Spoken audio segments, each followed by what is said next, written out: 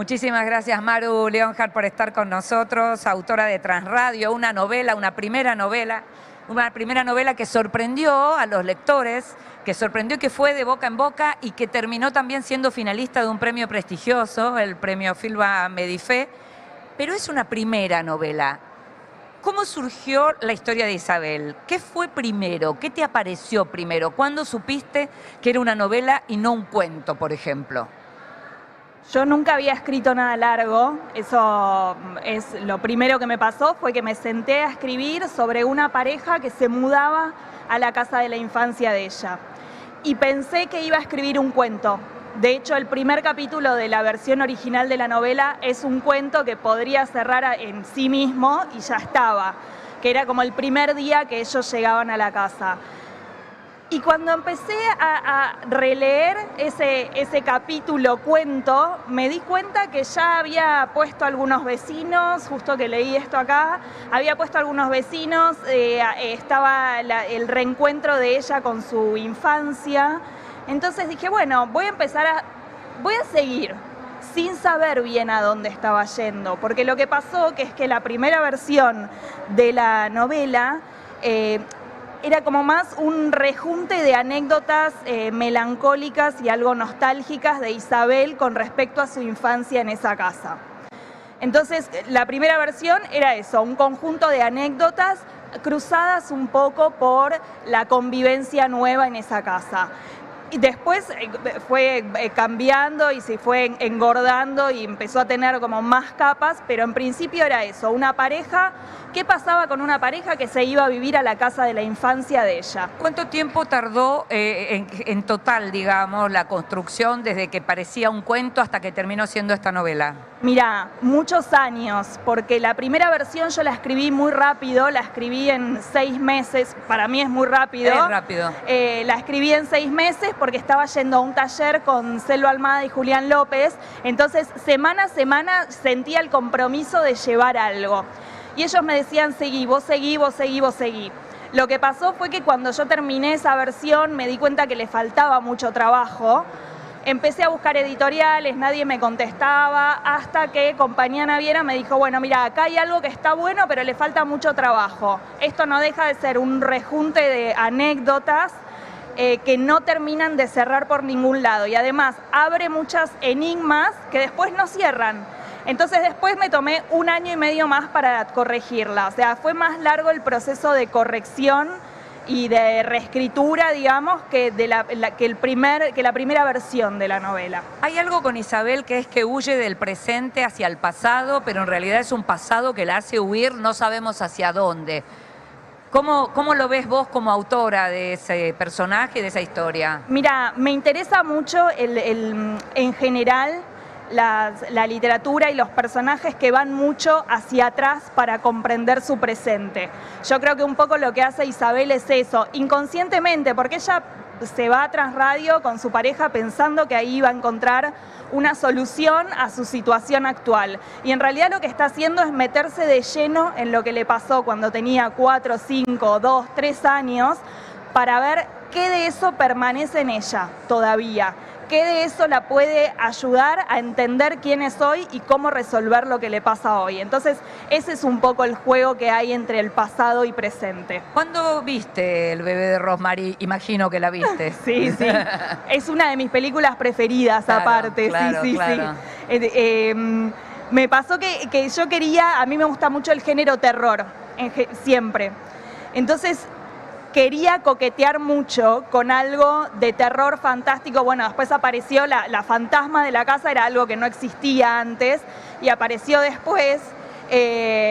Entonces me parecía que esa pareja de vecinos que estaban ahí encerrados tenían como algo que, bueno, puertas adentro uno no sabe bien qué pasa en la casa de Elena y de Julio. Entonces, bueno, lo tomé y dije, bueno, me robo esto un poquito de este misterio de ellos.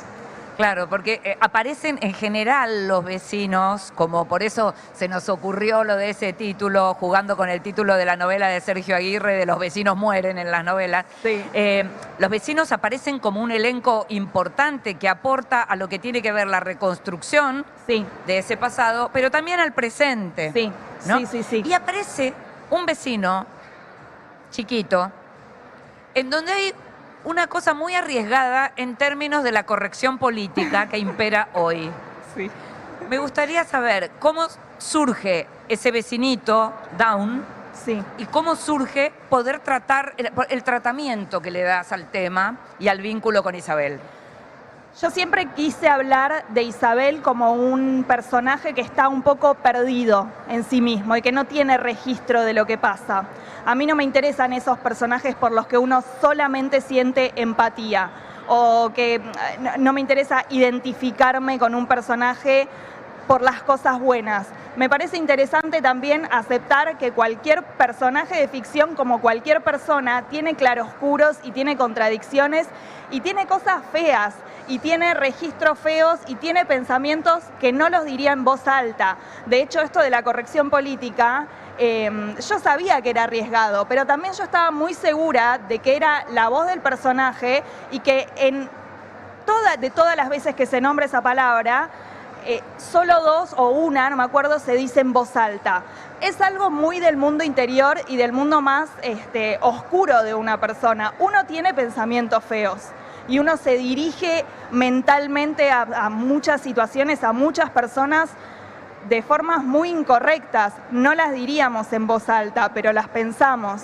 Y está bueno saber que somos así y que los personajes en la literatura también son así. ¿Qué pensás o qué piensa Maru Leonhard de Martín y de esa desaparición, digamos? Porque no hay como una militancia por los derechos de la mujer en la novela. No aparece, ese hombre que la abandona en un momento así. No. Pero ese hombre la abandona en un momento así. Sí. Creo que hay como ahí un recorte que genera, a mí lo que me pasa es que Martín no me servía para nada en la historia, porque me parecía que todo lo que había hecho Martín pertenecía al pasado inmediato de la situación de la que se partía en la novela, que es la mudanza. Yo creo que hasta ese momento él había hecho todo lo que había podido, lo que estaba a su alcance. De hecho, Isabel misma lo dice en la novela, y después se le va de control y prefiere irse. No sé, también es algo muy miserable, pero que es algo que sucede todo el tiempo. Y a mí no me interesaba juzgar la huida de Martín, porque me interesa siempre mucho más lo que le pasa a Isabel en el proceso. Hablemos de la maternidad y de la enfermedad mental, que en Transradio van de la mano. Sí. Me gustaría saber cómo y por qué.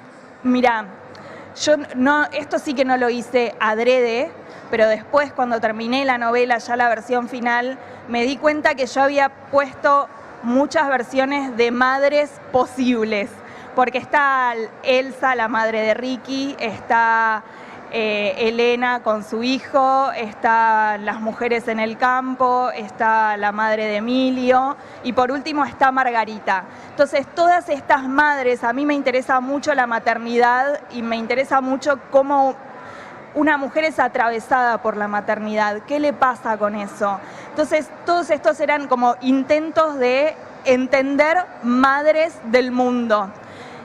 Y en el caso de Margarita, en especial, hay algo muy, muy extraño, que es que cuando la madre se enferma, hay como todo un juego con el alcohol en la novela que está como sugerido, pero no del todo hablado. Sí. Y hay algo de esa diferencia que también es otra cosa que me interesa mucho, que son las adicciones. ¿Qué pasa cuando una persona alcohólica está tomando? Es su mejor versión y su peor versión al mismo tiempo. Sí. Y cuando deja de tomar, hay algo que se apaga, hay una chispa que se apaga, que es la chispa que se le apaga a Margarita, que termina, y de vuelta, esa contradicción que hay entre estar bien pero mal, y estar mal pero para el resto de la gente estar bien, como todo ese juego me parecía interesante explorarlo a través de esta madre.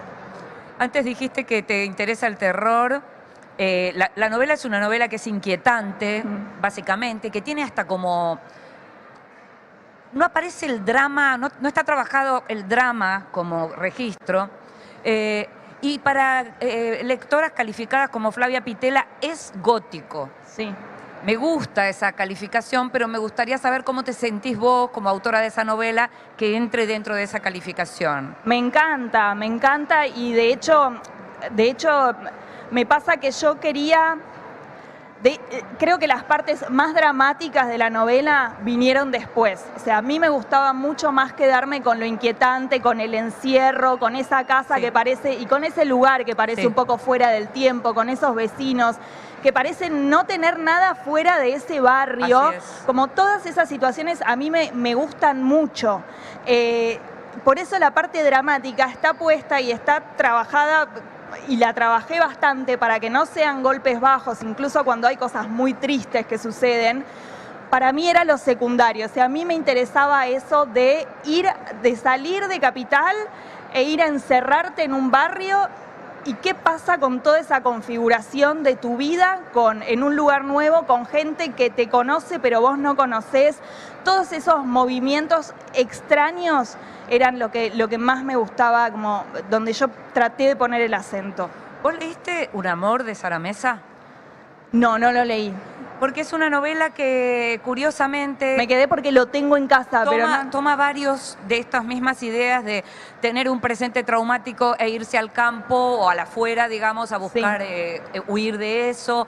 Vecinos que son muy perturbadores e inquietantes y que uno espera... Siempre uno espera algo y lo que aparece es otra cosa. Totalmente. Relaciones amorosas traumáticas. Hay como mucho de eso y me parece que lo que hay es como un momento de esa búsqueda de irse afuera, posiblemente en tu generación un poco más grandes, ¿no? Pienso en Los Llanos, pienso en la última novela, en la novela de Cristian Alarcón, que ganó también ahora el premio Alfaguara.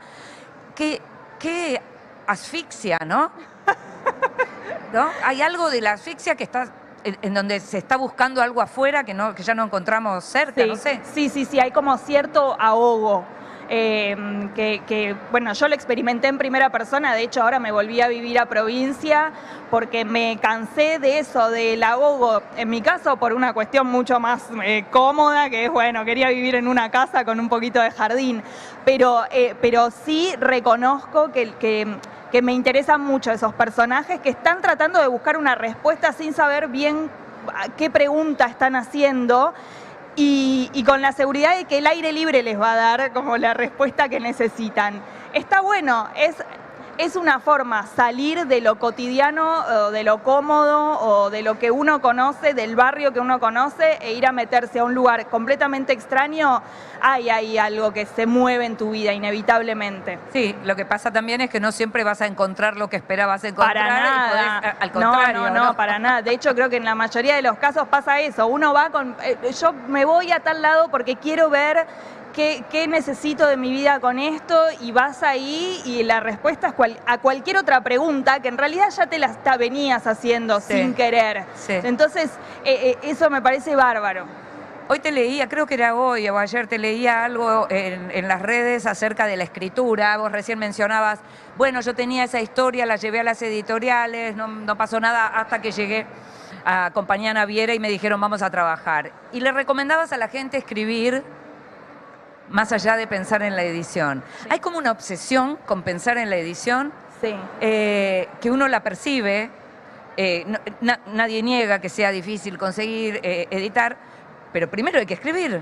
Mirá, cuando yo estaba corrigiendo Transradio, yo la corregía con Natalia Moret, y yo insistía mucho en el tema de, bueno, pero ¿y después qué voy a hacer? ¿Dónde la voy a publicar? Ella me dijo, no te preocupes, porque si la novela está bien y vos la trabajás hasta el final, la novela se va a publicar. Entonces hay algo de eso, de que uno tiene que prestarle más atención al texto que a todo lo demás. Después, aparte, realmente hay muchas editoriales, entonces bueno, si buscás y si insistís, va a llegar. Pero sobre todo hay que tener un texto que esté bueno, un texto que uno pueda defender, que uno haya trabajado, que uno haya pensado. Yo cuando escribí la primera versión de Transradio, dije, al final escribir una novela era fácil. Cuando yo me puse a pensar realmente y a corregir la novela, me di cuenta todo lo que me faltaba, todo el universo que me faltaba. Yo tenía una superficie, personajes que estaban buenos, situaciones que estaban buenos, pero todo se perdía, quedaba como, se iba a la deriva porque no le faltaba sustancia, y esa sustancia tiene que estar. ¿Estás escribiendo ahora algo nuevo, también de largo aliento? Sí, estoy escribiendo una novela que en realidad tengo escrita una primera versión de hace varios años y ahora la estoy como medio borrando por completo y arrancando de cero. ¿Medio parecido a lo que te pasó con Transradio? Un poco así, un poco parecido a esto, sí. Lo que pasa es que por ahora el texto que yo tengo de base no va a servir para mucho, pero bueno, apuesto a que en el futuro sí pueda. O sea, necesito sí hacer como un trabajo de bien de qué estoy hablando, de qué quiero hablar y tener tiempo para escribir. O sea, ahora de la mitad de año hasta el fin de año pienso como sentarme como más a conciencia a escribir. Transradio no solo no tenías... no encontrabas dónde publicarla, sino que finalmente la publicás y no solo se publica, sino que es una novela de la que se habló. Sí. Porque se leyó. Sí. Porque tuvo más de una edición. O sea, con esa sorpresa y con la aparición de lectores con los que no contabas, ¿qué encontraste que no imaginabas o que no esperabas o que te haya sorprendido mucho a partir de esas lecturas? Bueno, por ejemplo, lo que hablabas de la corrección política, yo sabía que alguna persona excepcionalmente podía molestarle, pero me llamó mucho la atención la cantidad de gente que me escribió muy ofendida por ese tema. O sea, eso me resultó muy extraño. Dije, bueno, o sea que la corrección política realmente está pisando demasiado fuerte.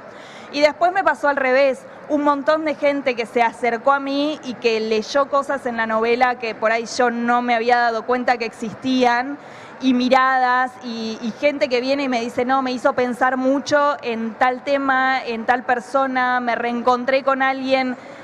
Todo eso me pareció magnífico, que realmente yo no me esperaba tanta respuesta a la novela. Las escenas del campo, de la pileta, de las chicas que se reencuentran, sí.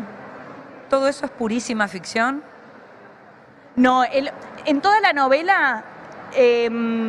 todo lo que sucede y todos los personajes son ficción, pero todas las locaciones existen.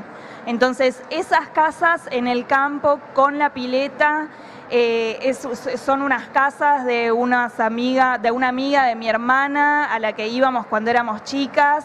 Entonces, como que toda esa atmósfera es de situaciones que existían, de una familia donde había muchas mujeres también. Entonces, sí, eso. Te hago la última. Sí. ¿Qué te pasa con la Feria del Libro? ¿Cómo te sentís en un espacio como este, como lectora y ahora como escritora, sabiendo que tu novela está acá? Es que como escritora no lo puedo creer, o sea, porque aparte es la primera vez que estoy acá, no sé, en la semana también vine a charlar de otra cosa y me parece inverosímil estar de este lado. Como lectora me parece muy divertido, vengo bastante abrumador porque hay una cantidad de oferta que es como inabarcable, pero me pasa eso, que como escritora no lo puedo creer, me da mucha felicidad que me llamen y que me pregunten y que me inviten a lugares así, me parece increíble. Gracias, Maru. Gracias a vos, muchas gracias.